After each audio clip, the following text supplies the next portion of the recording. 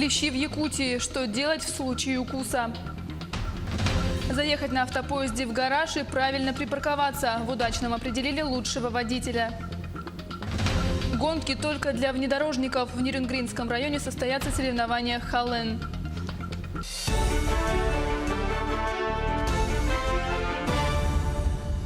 Это новости в прямом эфире, в студии Юлия Великодная. С 1 июля госслужащие будут получать зарплату только на карту МИР. Кроме того, на эту карту будет поступать денежное содержание, вознаграждение и довольствие госслужащих, а также стипендии. Отметим, что предпринять указанные шаги пришлось после того, как 4 года назад американская администрация приняла решение о введении санкций против России и в том числе потребовала заблокировать операции международных платежных систем ряда кредитных организаций. А Россия в ответ приняла решение о создании национальной платежной системы карт. Обнуление НДС снизит цены на билеты в Дальневосточном федеральном округе. Принятие законопроекта об освобождении от налога на добавленную стоимость позволит повысить рентабельность дальневосточных рейсов, снизить стоимость авиабилетов и увеличивать пассажиропоток ежегодно на 2–3%. Напомним, соответствующий законопроект правительство внесло в Госдуму на рассмотрение в начале недели.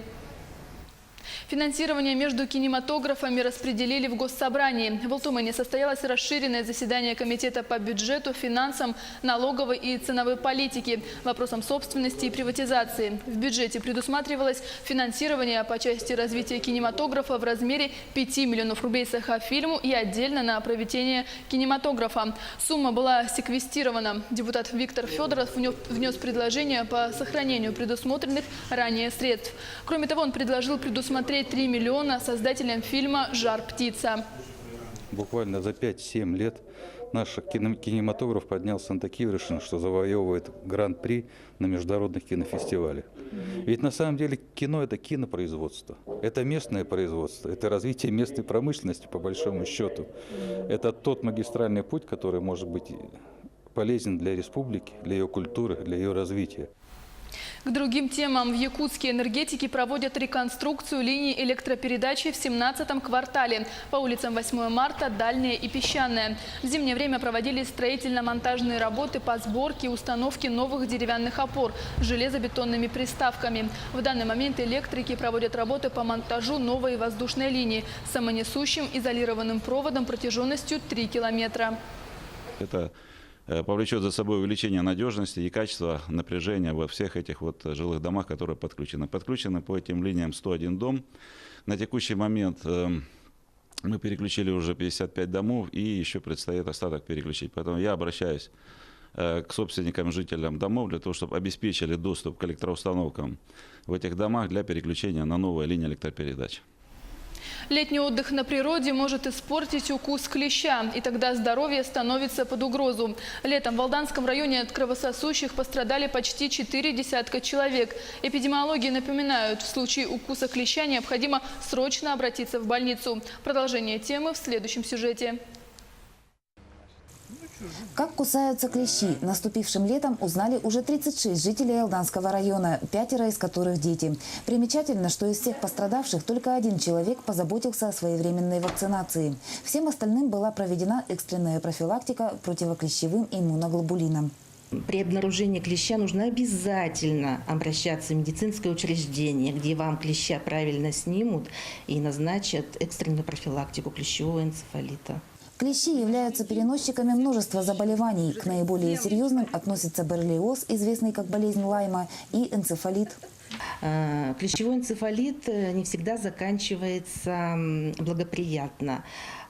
Зачастую могут развиться тяжелые пожизненные неврологические последствия с психическими расстройствами вплоть до инвалидности. В этих пробирках содержатся клещи, снятые с людей в последнее время. Все кровососущие направляются на исследование в вирусологическую лабораторию в город Якутск. Энцефалитных клещей пока не обнаружено. Все клещи, снятые с людей, отправляются на вирусологическое исследование. Эпидемиологи напоминают о важности своевременной вакцинации. Весна – оптимальная пора прививочной кампании против клещевого энцефалита. Летом 2018-го большинство пострадавших были укушены не на лоне природы, а в населенных пунктах. Татьяна Вахнина, Сергей Шипачев, Алдан. Несмотря на очень сжатый график работы, на целый день продлили свое пребывание в Алекминске экспедиция Плавучего университета. Что послужило причиной такого решения, расскажет наш корреспондент. Все эти дни с раннего утра и до позднего вечера вся команда экспедиции Плавучего университета работала по плотному графику. Выезды, встречи, удивительные находки. Вот столько много узнали. И вот я еще... Вот люди к нам навстречу идут.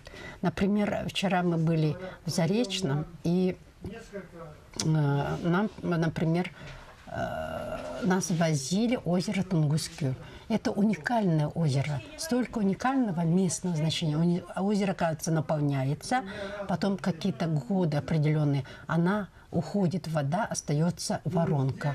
И вот мы посмотрели на месте, и будем ждать, что если вдруг будет, попросили пригласить нас. Петр Бирнов вместе с группой совершили экскурс в прошлые годы Алекминска. За его плечами создание и закрытие ряда предприятий. Подъем и распад колхозов и совхозов, большой пласт истории края, пройденного им вдоль и поперек. Дело в том, что все они вот чтили вот эти обряды, национальные обряды якутские, особенно отношение к воде, к огню, особенно Неизгладимое впечатление произвела экскурсия на гипсовый рудник. Длинная шахта, уходящая глубоко под великанами горами. Здесь производится добыча единственного по всей республике высококачественного гипса. Параллельно в селе Алекминском проходят встречи с местным краеведом Федором, у которого собрана огромная коллекция утвари. И параллельно же на слегах проводят изыскания, определяющие изменения природных явлений. Подытоживали впечатления за круглым столом. Их очень много. Еще больше останется для работы уже по возвращении в Якутск. Здесь в Алекминской земле много и археологических памятников, много и этнографических памятников. Здесь много, как многонациональная земля, много людей различных народов и так далее. Это получается у нас как бы слияние культур, традиций, языков и так далее. В этом плане очень, конечно, интересно. Сегодня корабль пойдет дальнейшим курсом по Алекминскому району, чтобы потом продолжить работу уже в Ленском. Елена Фаст, Алекминск.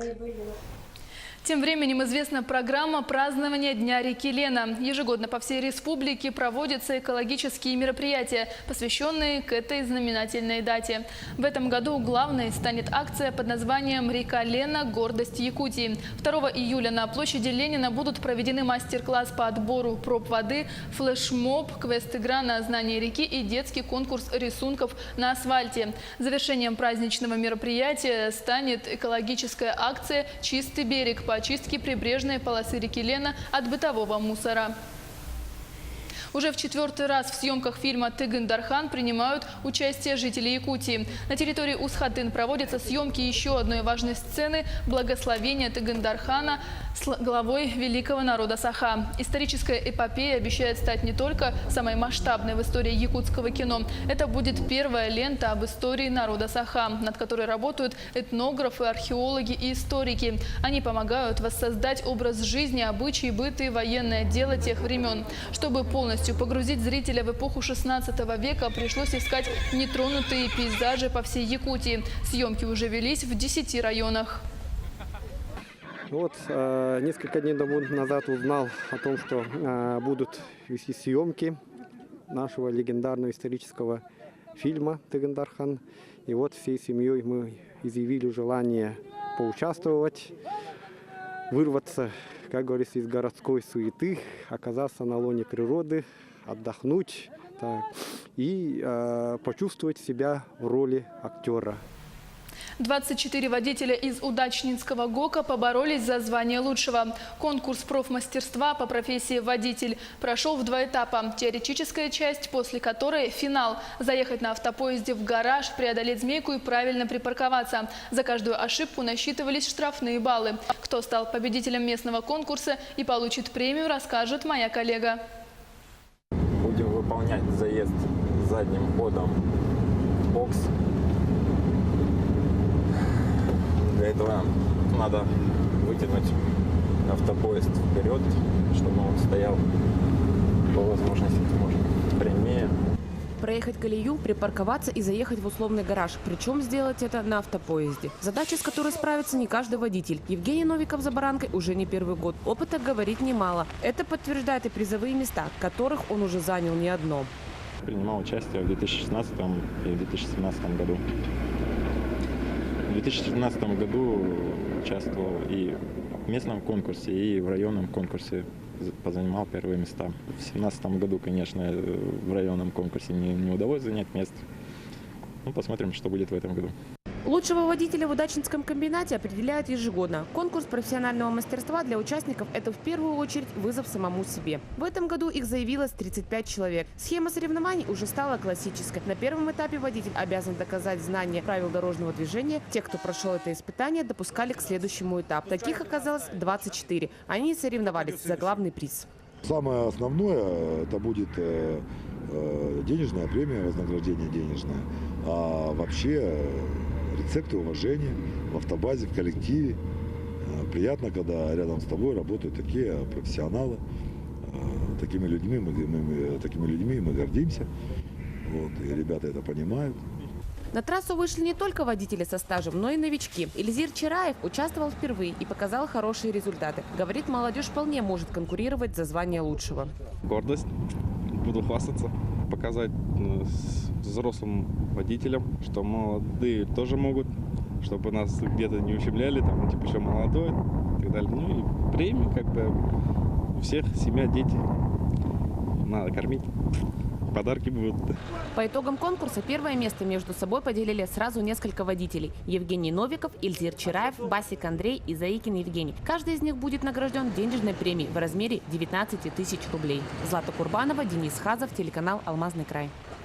В Нерюнгринском районе 30 июня и 1 июля состоится межрегиональная внедорожная гонка «Хален». Это соревнование для полноприводных автомобилей. Гонки пройдут на специальных участках. Организаторы готовят разнообразные дороги и препятствия, требующие использования возможностей полноприводных автомобилей, результаты прохождения которых идут в зачет. Таковы новости к этому часу. Оставайтесь с нами.